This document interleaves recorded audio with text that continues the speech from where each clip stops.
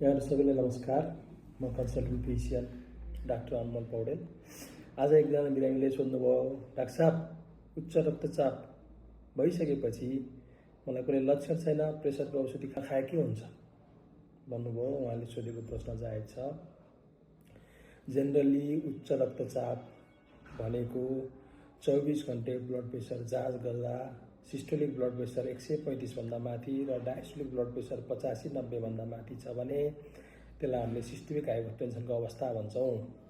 र जेनरली जुन बिरामीको सिस्टोलिक ब्लड प्रेसर 140-50 भन्दा माथि छ र डायस्टोलिक ब्लड प्रेसर 90 भन्दा माथि छ भने त्यस्तो बिरामीहरूले चिकित्सकसँग परामर्श गरेर विभिन्न आवश्यक जाँच गरी औषधि सेवन गर्नुपर्छ। गरिएन भने के हुन्छ भन्ने प्रश्नको जवाफ दिँदा म बुझाउन चाहन्छु, प्रेसरको असरले ब्रेनमा स्ट्रोक, चाहे हेमोरेजिक स्ट्रोक होस् चाहे इस्केमिक स्ट्रोक होस्, ब्रेनमा असर गरेर प्यारालाइसिस हुने हुन्छ र त्यसले लाइफ थ्रेटनिङ कन्डिसन ल्याउन सक्छ। त्यसै गरी मुटुबाट निस्केका रगतका नलीहरू फुटेर आर्टिक डिसेक्सन, जुन एउटा लाइफ थ्रेटनिङ कन्डिसन हो, त्योबाट मान्छेको मृत्यु समेत हुन सक्छ। त्यसै गरी प्रेसरको असर मृगौला पनि रहन्छ।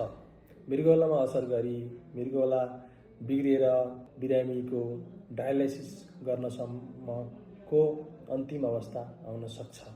त्यसै गरी बिरामीको उच्च रक्तचापले कहिलेकाहीँ आँखाको ज्योति नै गुम्ने, आँखामा प्रेसरको असर गरेर हाइपरटेन्सिभ रेटिनोप्याथी भन्ने कन्डिसनले गर्दा बिरामीको आँखाको ज्योति नै गुम्ने अवस्था आउन सक्छ। त्यसै गरी अन्य अङ्गहरूमा नि यसको असर रहन्छ। त्यसैले बिरामीले चिकित्सकको सल्लाहमा यदि उच्च रक्तचापको अवस्था छ भने कृपया औषधि सेवन गर्नु आवश्यक छ। हस्त नमस्ते।